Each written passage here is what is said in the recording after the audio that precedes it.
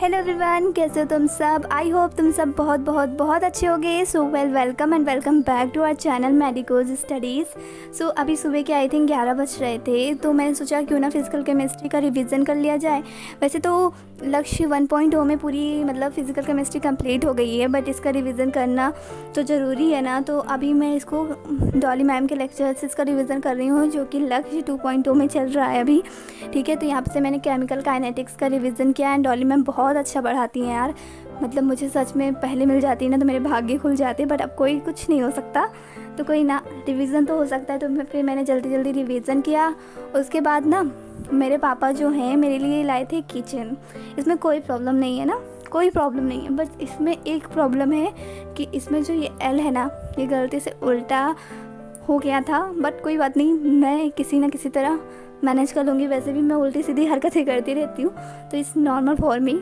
ठीक है, फिर इसके बाद मुझे ना इसको देखने के बाद फिर मैं चली गई सीधा अपने लिए मैगी बनाने, क्योंकि मुझे लग रही थी बहुत तेज़ भूख। तो मैंने बनाई थी यमी यमी मैगी, बट ये यमी नहीं रह गई क्योंकि ये नीचे से बहुत बुरी तरह चिपक गई है। एंड मुझे नहीं पता इसको देखने के बाद मम्मी मेरे साथ क्या करेंगी, बट कोई ना, मैंने जो इसका पार्ट सही था ना, जो बच गया था सही सलामत, उसको मैंने निकाल लिया एंड मैंने पानी पिया उसके साथ साथ।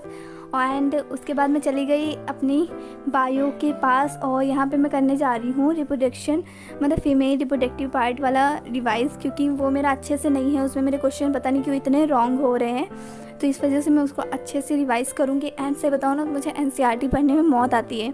इस वजह से मैं क्या करती हूँ ना, वो एनसीईआरटी के लेक्चर नहीं आते, एनसीईआरटी पूरी पढ़ाते हैं वो लाइन बाय लाइन, तो मैं वो वाला देख लेती हूँ हाँ लैपटॉप से। लेकिन मैंने कहा था नहीं, आप चलो एक बार इससे भी पढ़ लेते हैं, शायद कुछ हो जाए मेरा। तो यार मैंने किसी तरह खुद को मनाया कि चलो बायो पढ़ते हैं। तो यहाँ पे मैं फीमेल रिप्रोडक्टिव पार्ट वाला पढ़ने वाली हूँ पूरा, जितना भी है। मेल रिप्रोडक्टिव पार्ट का तो बहुत कम सा है, मतलब वो बहुत जल्दी रिवाइज़ हो जाता है, लेकिन जो फीमेल वाला है ना, ये बड़ा तंग करता है यार। मतलब परेशान हो गई मैं रिवाइज़ कर करके इसको, मतलब इसमें इतनी गलतियाँ होती मेरी, पता नहीं क्यों।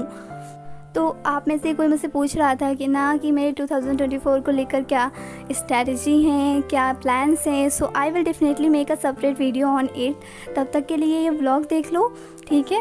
एंड हाँ, एक बात और, अभी मतलब मेरा सिलेबस कंप्लीट करना सबसे इम्पॉर्टेंट है, क्योंकि जब तक सिलेबस नहीं कंप्लीट हो जाता ना यार, मुझे टेंशन लगी रहती। मतलब मैं इतना ज़्यादा सोचती हूँ ना, मतलब मैं बहुत ज़्यादा ओवर थिंक करती हूँ चीज़ों को लेकर। पहली बात तो मेरे अंदर ये ख्याल था अगर नहीं हुआ तो, जो कि एक बहुत बुरा एंड नेगेटिव इम्पैक्ट ही देता है अपनी लाइफ में। ये सोचना कि किसी चीज़ के बारे में आप मेहनत करो दिन रात, एंड अगर आपको मतलब ऐसा लगे कि नहीं हुआ तो ये ख्याल आता है, तो हाथ पैर अपने आप कांपने लग जाते हैं मेरे।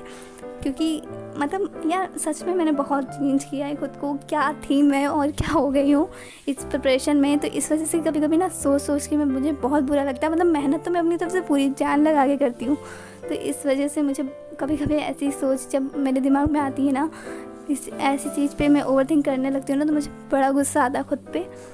तो बस ये ऐसी चल रही लाइफ, टेंशन में पूरी तरह से। Let's back on the topic.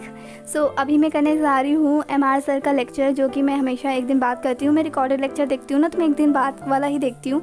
तो जब मैं MR सर का लेक्चर देखना हो तो वैसे भी मुझे बहुत पसंद है, क्योंकि MR सर ऐसा कुछ बोल देते हैं कि मेरे चेहरे पे हंसी आ जाती है। वरना तो इस प्रिपरेशन के दौर में ना मैं हंसना ही भूल जाती हूँ ज़्यादातर, बट हाँ MR सर हंसा ही देते हैं।